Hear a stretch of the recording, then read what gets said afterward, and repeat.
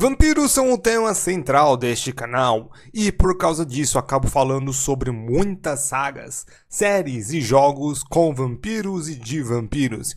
E muitas das vezes fica um pensamento se estes seres seriam realmente fortes e poderiam realmente existir com facilidade ou seriam derrotados com facilidade, caso pensássemos um pouco mais sobre o assunto.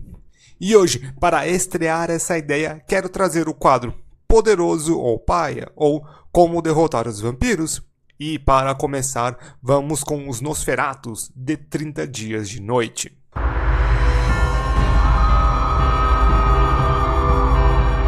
Olá, seres da noite! Sejam todos muito bem-vindos! Antes de começarmos a planejar o nosso ataque a uma cidade no meio do nada, gostaria de pedir aos meus inscritos que já deixasse o like, que compartilhasse o vídeo e deixasse nos comentários se você vai gostar ou não deste formato e me disser quais outros vampiros você gostaria de ver nessa nova série aqui no canal. E se você puder se tornar membro, agradeceria demais, ou doação direta por Pix também agradeço muito, mas o importante é que todo mundo então me acompanhe até o final para saber então se eles são poderosos ou paias. E se você não for inscrito no canal, peço então que você se inscreva e também me acompanhe e que no final se inscreva, ative o sininho e continue aí. Para quem recebe notificação, às vezes o YouTube desinscreve. Bora lá.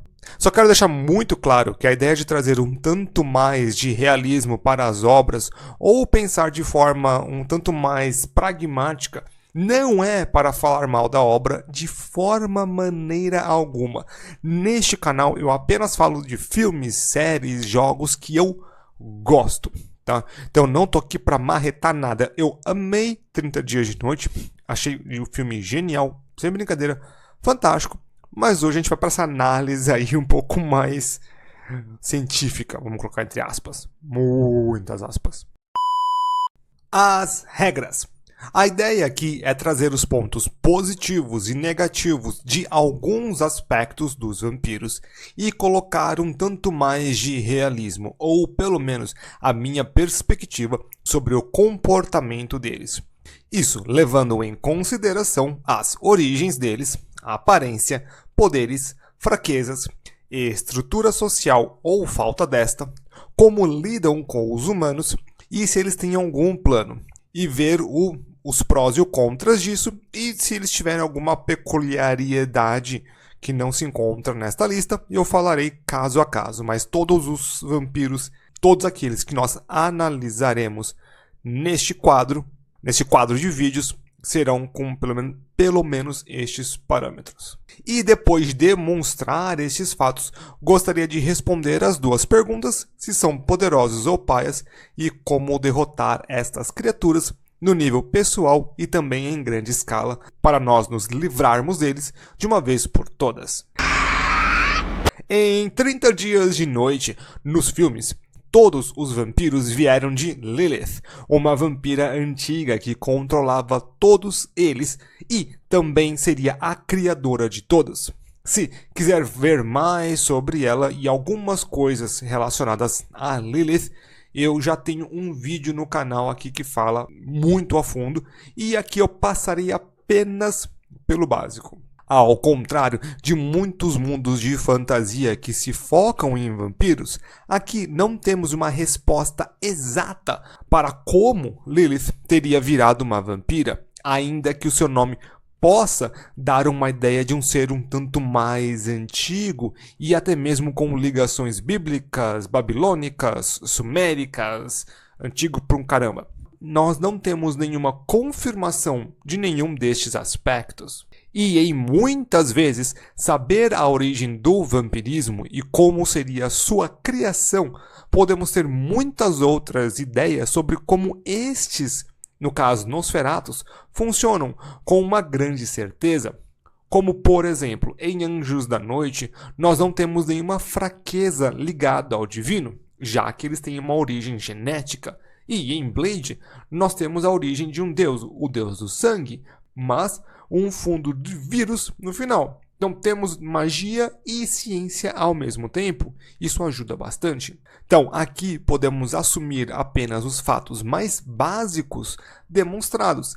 E Lilith, apesar de não nos ajudar tanto assim aqui nessa primeira questão como primeira vampira, ela ainda será útil.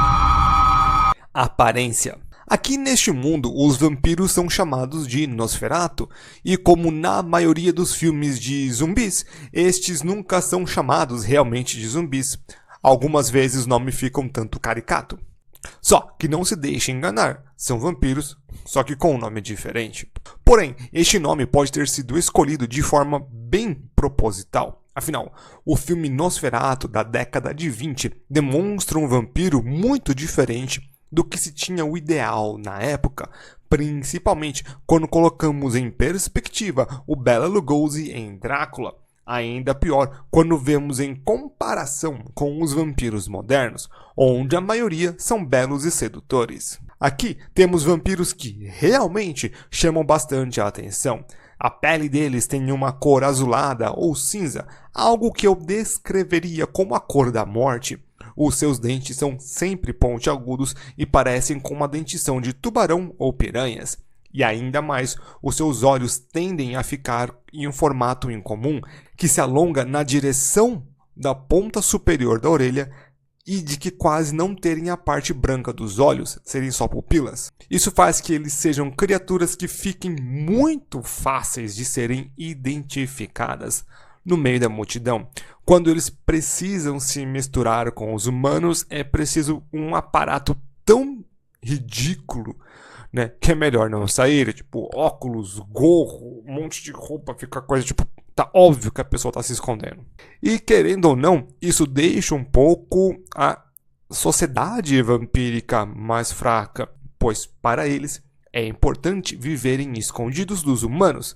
Falarei mais disso daqui a pouco. Só que temos dois exemplos de vampiros bem antigos. Quem organiza o ataque nos filmes e o líder total, e a líder total, a Lilith. E apesar de algumas dessas características, eles não ficam tão aparentes assim e podem dar uma misturadinha assim de relance, mas no cara a cara você fala, não é gente. No. Nine. Poderes. Poder ou não poder. Eis o bastão. Quando falamos em poderes em 30 dias de noite, nós ficamos para um lado um tanto básico. Aqui nós não teremos vampiros voadores que usam a sua mente para atear fogo nas coisas, mover objetos e ainda mais nem nada perto de magia. O que temos aqui são grandes demonstrações de uma fisiologia muito avançada. Eles são capazes de uma força muito acima de qualquer humano. Um vampiro sozinho poderia conter vários ao mesmo tempo. Eles também podem se mover com grande velocidade, onde se realmente se esforçarem, ficam mais velozes do que os nossos olhos podem acompanhar. A resistência deles também é algo que muito acima de qualquer coisa, podendo ter vários ferimentos, e ainda pior, quando feridos, podem se regenerar, até mesmo conseguem voltar dos mais profundos dos ferimentos. Possivelmente, eles só não conseguem voltar se suas cabeças forem retiradas e queimaduras muito profundas feitas por radiação UV, o que é fácil até. E um outro clássico é que eles podem viver por muito tempo. Isso, apesar de meio que básico para as criaturas da noite, temos que pensar que eles são seres com grande conhecimento em várias áreas e principalmente a sabedoria de muitas vidas a serem grandes predadores, estrategistas e manipuladores. E para as fraquezas também ficamos um tanto no mesmo pote de coisas um tanto mais normais para vampiros. Novamente, sem nenhuma resposta um tanto mais conclusiva para a origem deles, ficamos a ver navios nestes aspectos na grande escala. Por sorte, no segundo filme, temos confirmação que as informações que temos são muito confiáveis, uma vez que temos um vampiro que alimenta informações para caçadores, e seria de interesse dele de dar o máximo possível para este grupo. Temos então, a maior de todas é que a fraqueza à radiação UV. E não é somente com a luz do sol natural, conseguimos também com a artificial. Então, é possível de termos meios de defesa com tecnologia, e a vulnerabilidade deles a esta é muito grande. Eles não viram pó automaticamente, só que isso causa grande dor e pode incapacitar um vampiro com grande facilidade e velocidade. Além da fraqueza citada, da aparência, eu creio que também neste caso temos a sede de sangue. Muitas das obras de vampiro falam sobre a sede, este estado que os vampiros precisam beber. Só que muitas das vezes, da mesma forma que nós precisamos comer. Em outros, eles sentem uma necessidade maior do que pode se segurar. E aqui temos um grande exemplo desta sede, podendo se conter muito pouco, mas fica para mim na categoria de fraqueza. Principalmente quando começam a beber, eles demonstram sinais praticamente animalescos, selvagens, e começam a se comportar como feras, se parecendo muito mais com bestas do que com humanos. E a junção de uma sede complicada de se controlar e a animalidade pode ser um caso ainda mais terrível para eles, devido à infecção deles é feita de forma muito fácil. Qualquer mordida, sangria, até mesmo um arranhão pode infectar um outro ser humano, o que a qualquer momento tem chance de virar uma grande epidemia. Então, colocar à mostra a todos os vampiros, o que é um grande problema, principalmente quando amarrado com a animalidade e a sede de sangue. Estrutura social. Um outro ponto importante é a estrutura social, pois isso permite que os vampiros tenham algum convívio, o que é importante com o tempo para dar o suporte para os seus iguais, e algumas vezes até mesmo emocionais, financeiros e sociais no geral. E se todos ou a maioria dos vampiros estão nesta mesma sociedade, é muito mais fácil de se manter um ideal entre eles. Aqui, todos os Nosferatus estão unidos em uma única sociedade. Ainda que não vemos tanto assim, eles parecem bem complexos em sua organização, pois um pequeno grupo planeja todo um ataque a uma cidade e, pelo visto, seriam apenas alguns vampiros que podem participar desta festa.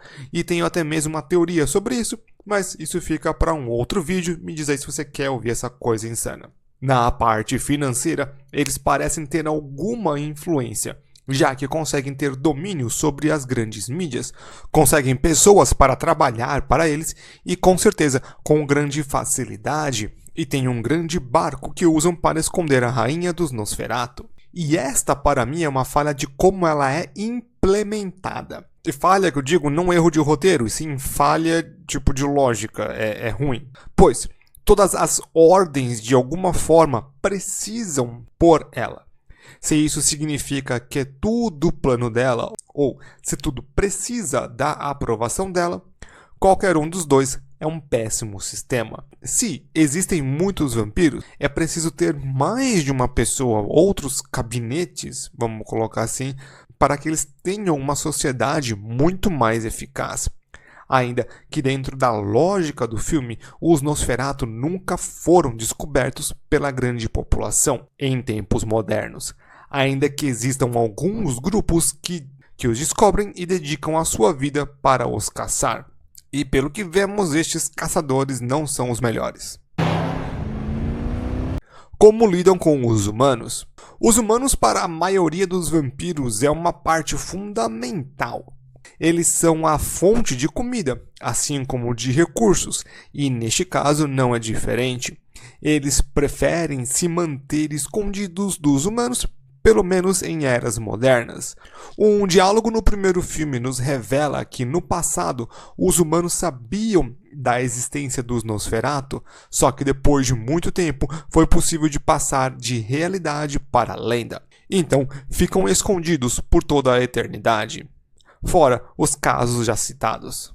Eles também se utilizam de familiares para fazer o trabalho sujo deles. No segundo filme, vemos muito bem como isso funciona com o policial e também demonstra que os vampiros usam pessoas com certo poder dentro da sociedade e que pode ser muito útil no momento e no futuro, podendo explicar como eles conseguem se manter por tanto tempo. Pessoas influentes que agora querem que os vampiros fiquem nas trevas. Possuem planos. Alguns grupos de vampiros possuem grandes planos para a vida eterna e outras vezes uma missão para durar centenas e até mesmo milhares de anos, seja esta no nível individual ou coletivo. E aqui não temos nenhuma demonstração de algo tão longo. Só o que temos são pequenas tramas que acontecem. Um grande exemplo seria o ataque à cidade no meio do nada. Eles fizeram isso para poder se divertir um pouco e, principalmente, soltar toda aquela agressão, além de sempre tentar abafar todos os problemas que eles causam, ainda que nem sempre da forma mais efetiva possível. E, pelo visto, tudo isso que os vampiros fazem aqui é para conseguir lidar com a natureza deles, o conter, o esconder, e somente isso que eles gastam quase que tudo. Tendo em vista que Lilith tem grande prazer em seu sadismo e que essa seja a sua maior vontade, brincar com os humanos e fazer jogos de dor e sangue, e ela é a rainha, tudo tem que passar por ela, então ela é uma rainha sádica, uma sociedade dessa, a estrutura é forte, mas bambeia.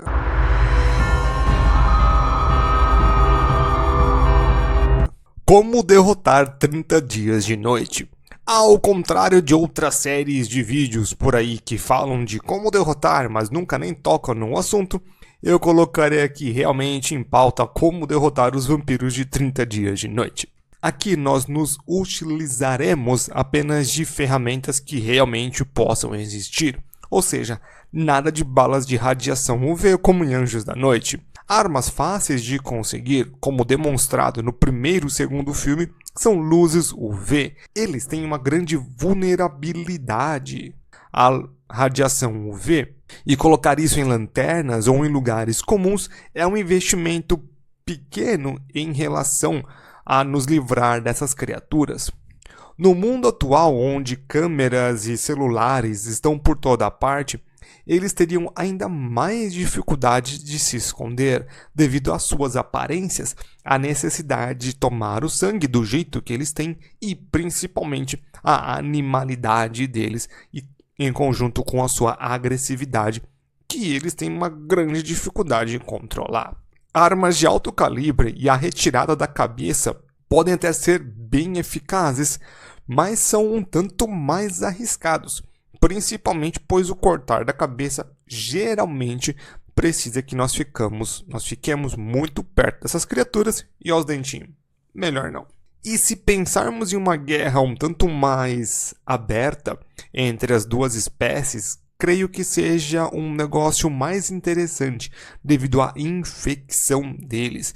É muito fácil de se espalhar. Qualquer coisa pode infectar um ser humano e consigo ver até mesmo um cenário que eles usem isso como uma arma, sabe? Você soltar uma bomba de infecção vampírica e todo mundo agora é vampiro em um lugar.